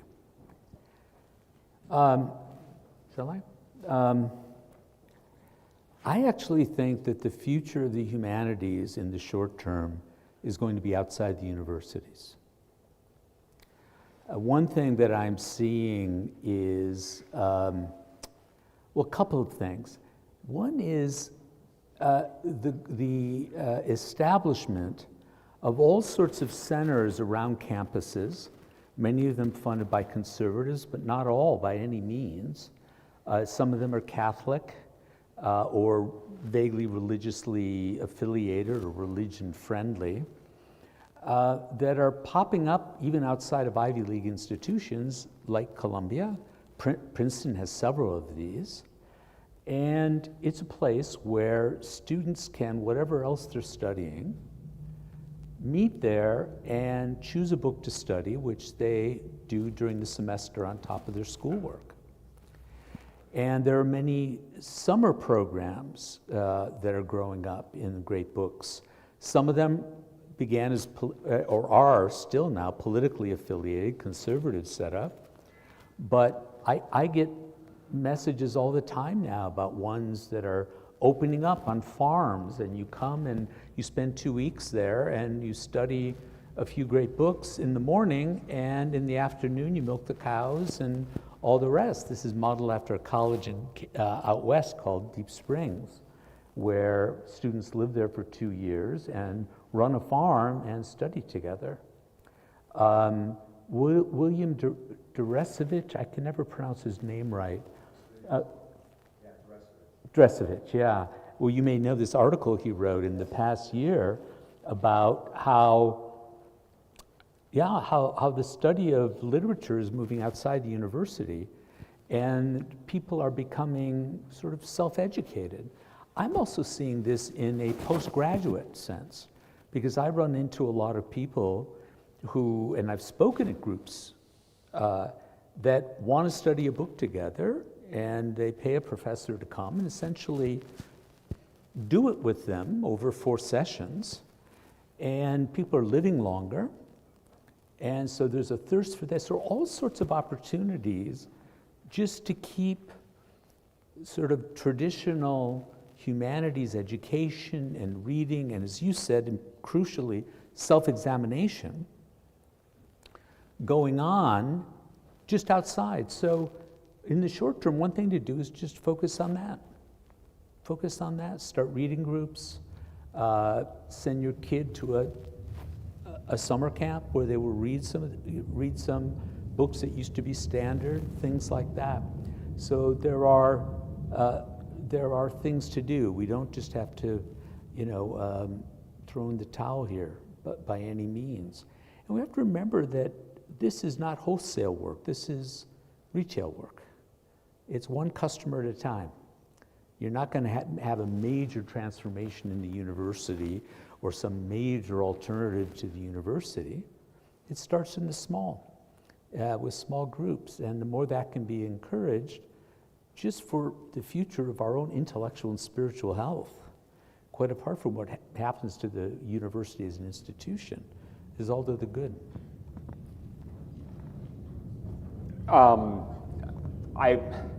In terms of where our moment is right now in higher education, I think it's very bad. I think this is a very difficult time to be in it professionally. It's not necessarily a bad time to be a student. And my references here, for better or for worse, are almost entirely based on what I know in the United States. But I think this is, and I think this is kind of the flip side of what Mark's saying, and I agree. I think that there's a good prospects for the humanities perhaps outside the university, but of course what that means is that there are poor prospects for them within the academy, and it would almost be, I don't know, it almost would be sort of vaguely kind of self-flattering to believe that's because of some, primarily because of some kind of resentment about what professors are doing in the academy. I think that is part of it, but I also just think that there's all kinds of other things going on as well. I mean, I think that in the United States, conservatives have essentially won the argument on the cost of university education, and that there is kind of widespread recognition that it doesn't make sense to have these extremely expensive institutions that people have to borrow and so on to attend. Often these are public universities as well, not just private. I also think that, for any number of reasons, perhaps because we're in a new Cold War, amongst others, there is an enormous emphasis on other kinds of education besides the humanities and the social sciences. I think we've all experienced this. STEM certainly, but a lot of universities like my own are prioritizing jobs that guarantee that you get a degree when you leave, and that doesn't lead people to history and English and philosophy, needless to say. So I definitely think, and I completely agree with all this stuff about the way that universities and a lot of university education has become politicized. I don't believe that at an institution like mine that means that if you just sort of randomly walk into a class that you're going to find yourself in the midst of some sort of, you know, cultural revolution style indoctrination. I think that isn't true either. But is it more true than not? Yes, I do think that's the case. But I think it's also just sort of, occurring within in the midst of these kind of tectonic shifts in society that are really sort of bringing to an end a certain kind of model of education that sort of flourished in the United States in the 1950s, and that actually, ironically, made possible things like postmodernism. There's the irony. But you know, so I actually find myself, even though technically I'm someone who studies the history of ideas, becoming more and more skeptical about how much I think ideas are fascinating and interesting. How influential they are, I'm far less certain. So I don't think that. I think postmodernism's problem may have been that it just wasn't even all that influential in the end, as far as big ideas go. And I don't think it's responsible for this crisis in higher education. But I guess I don't think it's helped really either. I'll just put in a plug for Heterodox Academy. If you are looking for one of those smaller places that Mark was talking about in terms of a place to be able to discuss ideas, then I would encourage you, if you are in Toronto, to get in touch with Dylan Gold in order to get on our mailing list, because these are the kind of events that we have where we do that kind of learning. Okay, Scott, you've got someone over there, and then I've got some people over here next. Thanks a lot. So I think you both started off trying to put a lot of emphasis on historicized or contextualized account of postmodernism as a movement, but I think you more and more swung over to the view that it has left an enduring impact on the academy, certainly in North America. And you know, I like Lilla, I tried to take Derrida and Foucault very seriously. I audited 2 whole courses that Derrida taught here at University of Toronto in the mid-'80s. But at the same time, my view was that the enthusiasm for a thinker like Derrida was basically just a passing fad, or it would pass. And I think that was completely wrong. I think it has really had an enduring effect on the style of theorizing that's dominant in the humanities and social sciences. And one term for what Derrida's enterprise is deconstruction. The project is to deconstruct the philosophical tradition. And 10 years before those courses, I attended a lecture he gave at Balliol College in the mid-'70s, and Derrida started by writing on the blackboard, "I am a parasite." And there was, you know, that was in part self-mockery, but I think there was a kind of serious message there that there was a kind of core project, a project of subversion, to subvert the idea of the tradition, the received tradition, as an authoritative tradition of reflection on the true, the good, and the beautiful. And I think there was a kind of parallel project in Foucault, to put it very crudely, because you think truth and justice or the quest for them is a serious enterprise. It's all just a con job. And this, I think, did shape people's views in the modern academy, and has, over the long term, delegitimized the humanities. And I think, in the recent remarks from both of you, I think there's been acknowledgement of that. And if that's the case, then I think there's more consistency between the American appropriation and what Derrida and Foucault intended than Lilla suggests. I think they intended to subvert the dominant understanding that what really matters is not some core tradition of reflection, but what's marginal, and that this is shaped a kind of certain ethos in the university, and the universities are now suffering for that in the ways that I think you just quite nicely articulated. There we go. I just, here, we'll take someone on this side. I saw you. We're going to do her first. Just if you can phrase your comment as a question to our guests. Thank you. They've arrived all the way from New York. We'd like to hear what they think. And also remember that they are talking, when they are talking about the universities, about the American system, which of course is different than the Canadian system. We only have public universities, and we don't have governments that can use the Charter of Rights in order to intrude onto the universities. So we do not have the conservative backlash that is now occurring in the States. Canada also tends to be about 5 years behind in terms of trends. So we're probably in the thicket of it. Can I yes. respond to the previous remark? Yes, yes. Yeah, I guess I'll reject part of your approbation because I think the entire secular philosophical tradition is about deconstruction. The entire tradition is that. It's a tradition of questioning. You use the phrase authoritative texts. In the philosophical tradition, the secular one, there are no authoritative texts.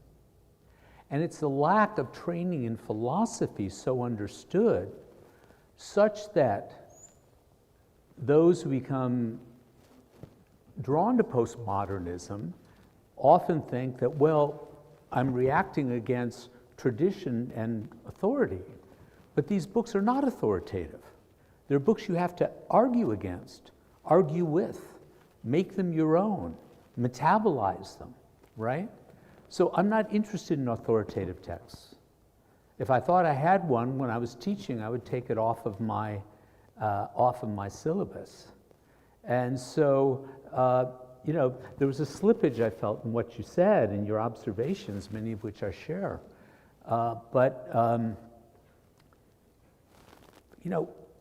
What was Fichte trying to do with Kant but subvert him? What was Hegel trying to do with Schelling and Fichte but subvert them? The whole tradition is that, right? But it's not just a question of who captures the flag. It happens through argument, right?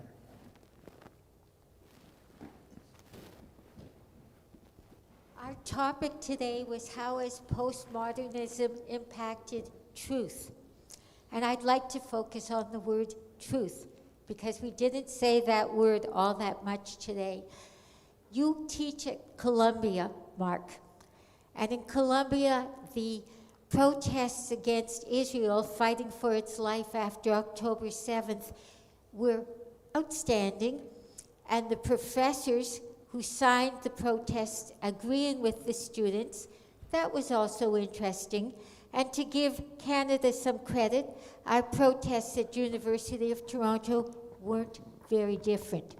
And I write this and I say this as someone who visited Gaza City after the third Gaza war in 2014, September. How many of us know how many Gaza wars there have been? Yes. Yes. I don't actually know the exact number. I just know that's more than. All right. There have been 5 Gaza wars. October 7th was the 5th Gaza war. The brilliant people at Columbia, whatever we have said about them, the students, the professors, Mark, I have seen Gaza City. I went to Israel by myself after that third Gaza war. And Gaza City is on water, although it always says it has no water. It has 3 desalination plants, and it's on the Mediterranean. And it has mansions. Now it will have none of that.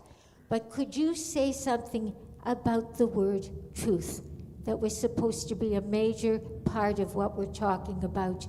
What has happened to truth at universities, even in our Behind the Times Toronto?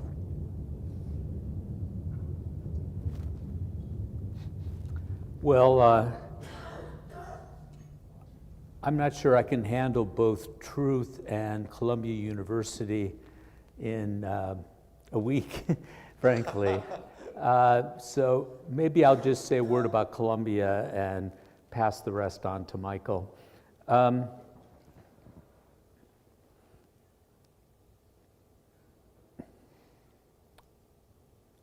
had a lot of problems with the student protests at Columbia, but they were not ones about truth or untruth. There are arguments to be had about the situation. I wish that more evidence were brought to bear on both sides about that. It turns out that some of the protesters I met had never read the Hamas Charter, for example. On the other hand, a lot of Jewish students I know don't know that the desalination plants were bombed by the Israelis when they were holding no Hamas people, but as a punishment. So there are many things that are true out there, many facts out there that one needs to know. The question is whether Columbia creates an atmosphere in which those things can be debated. Taking over part of the lawn, capturing a building, wearing a keffiyeh, which is the most blatant example of cultural appropriation in my lifetime that I know of, apart from frat boys with sombrero hats, right? That was all a kind of theater, and it was all about reproducing the Columbia experience, which Columbia now sells itself as the place that was torn upside down by 1968. But there are many things to sort through there on both sides, and blindnesses. Whatever my feelings, which I'm not expressing now about the situation.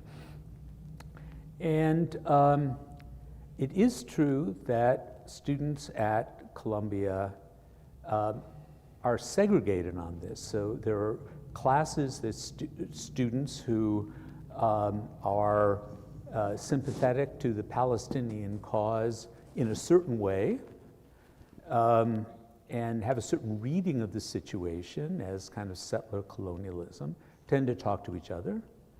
And Jewish students tend to talk to each other. And it's not the kind of place where there's room for interaction. And students today also, you should know, are less and less comfortable speaking out in class, not because of political pressure, though there may be that in particular cases, is that they are scared of what they're saying appearing on the internet or in social media. And so it's very hard to draw them out. So it seems to me that universities have a positive, affirmative obligation to make these conversations happen. And that means embracing the principles of viewpoint diversity and staging these sorts of things for the students and to draw them out. So, first thing I'll say is that at my university there were not similar protests. If I want to be really crude about this, but I think it's probably accurate, it's because I don't teach at an elite university, and I do think that that particular issue has, in part for some of the reasons that Mark kind of implied, sort of been confined mostly to elite institutions. And I also, I think that that it is true that we are in an environment where students are not only sort of poorly informed, as was just said, but are certainly afraid to speak out and to share their minds in classroom situations. I definitely think it has to do with the internet, but I also just think it has to do with the way in which there is such a kind of spontaneous way in which they equate truth with being right on certain social justice issues. You know, I mean, I think that students are very afraid of, are frequently very afraid of coming across as bad because they have taken a particular position. I was skeptical about that position analysis of the situation for some time, but I increasingly do think that it's the case, and I feel like it is something that I've seen. I would in terms of you're right that we did not directly address that question. I would like to think that we have been talking about it at least implicitly, the question of what role postmodernism plays in it. I don't know. I mean, I'm really not convinced that that postmodernism has played a particular role in that issue. I mean, there's no question that in recent years these intense concerns about justice have completely defined many aspects of university culture. But again, I just don't see the origins of that in anything that we can call postmodernism, or any reason to apply the term postmodernism to describing that. And I would also say that I am not convinced that the best way to summarize what postmodernism is simply the flat-out statement that there's no such thing as truth. I think as an intellectual movement, it is much more complicated. If you can show me a postmodernist who actually said that, while we're talking about evidence, I would be receptive. But I think that you probably won't find that. I've deliberately used the term skepticism. I haven't sort of completely thought this all the way through yet, as a reference to a particular philosophical tradition that goes way back, right? I mean, in classical thought, and there's different schools of skepticism.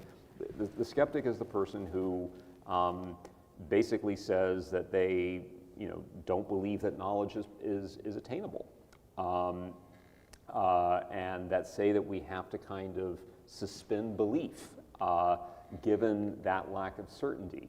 I think that, and again, I'm not saying that any sort of one postmodernist exactly adopts that position either, but my sense is that that's kind of the position that postmodernism represents. It's a skepticism about the certain kind of absolutism of truth claims, but I think that's quite different from saying that there is no such thing as truth. And I again don't feel that is the main problem that is affecting American universities and the reaction to the Gaza situation in particular. Yeah, I think we only, I'm so sorry, we only have time for one question, then we do have to wrap up. I can project. There we go, yeah. So coming from the STEM field in biology, a lot of my friends in social sciences and humanities are kind of somewhere between surprised, aghast, and non-believing that we don't see there's been kind of a resilience within the field to the postmodernization, I guess. And where do you think that line gets drawn, and why do you think I don't feel it nearly to the same extent as my colleagues who are studying sociology or political science or literature? Could you repeat that with the mic closer to your mouth? Okay. Oh, there we go. Oh. Yeah, Thank you. So I guess coming from a STEM field where I don't see the postmodernization compared to my friends in the social sciences and humanities, how do you think that line got drawn, and why do you think it is where it is, that it's not affecting STEM the same way as it's affecting other fields? I think it's fundamentally a movement within the humanities, and always kind of conceived of itself as such. I think that it really is kind of a discipline that, or is a movement in its different varieties that were concerned with the question of meaning in a, frequently in a kind of sort of quite precise sense of what does it mean to decode symbols, to to read texts, to interpret texts, and so on. And I think that those questions only make sense within, I think the Germans would call them the cultural sciences, but what we call the humanities. And so I do think that it's a field that is sort of firmly grounded in it. Now, it's true that Foucault was always kind of interested in things having to do with biology, for example, but even Foucault sort of said that he was interested in sciences when they kind of got outside their lane. There's no moment in which Foucault really sort of questions things like mathematics or physics and so on. And look, there were sort of some strange sort of moments in the history of American postmodernism where postmodernists kind of seem to, I guess, get out of their lane, if you will, and to sort of try and argue that some of these kinds of issues could extend into an analysis of the science. There was a famous scandal in the 1990s where one scholar, I forget what field he was in, but he came from a STEM field and got an article submitted in a prominent postmodernist allied journal called Semiotext. This was something that was called the Sokol Affair. Alan Sokol. Yeah. And this was like the aha moment that sort of showed that, this proves that postmodernism, or whatever we want to call it, questions the validity of science. Maybe. I'm not saying that there were not moments like that, but maybe, I don't know, maybe I'm being too nice to them or too generous, but I really do see it in all of its various, and all the various thinkers associated with it as people who were fundamentally grounded in the humanities and understood that, but so I don't think they were ever kind of imperialistic in trying to extend their paradigm into the hard sciences. Well, the other thing is that in the STEM field, you have to come up with hypotheses, test them empirically, and the results have to be reproducible. What does that mean in the humanities? I think one can do that in the humanities, actually, depending on what you're talking about. But that's the acid test, right? What interests me, in the sense that I want to learn more about this, is how social justice movements that might have been conceived through thinking through postmodernism or picking up the language are now affecting medical research. And what is studied, whether results are being, to begin with, made public. There's a case now of a major study regarding transgender children and those who have transitioned, that the researcher who is an advocate now refuses to make public. And there are other cases, I don't know them well, so I'm not going to speak about it. But the idea that, I can see a certain, what do you want to call it? A kind of intellectual laziness creeping in, as long as it dresses itself in social justice terms, that might mess with our work in the sciences and in medicine and in caring for ourselves. I on behalf of both Scott and myself, thank you so much for coming. Please give a big hand to our guests.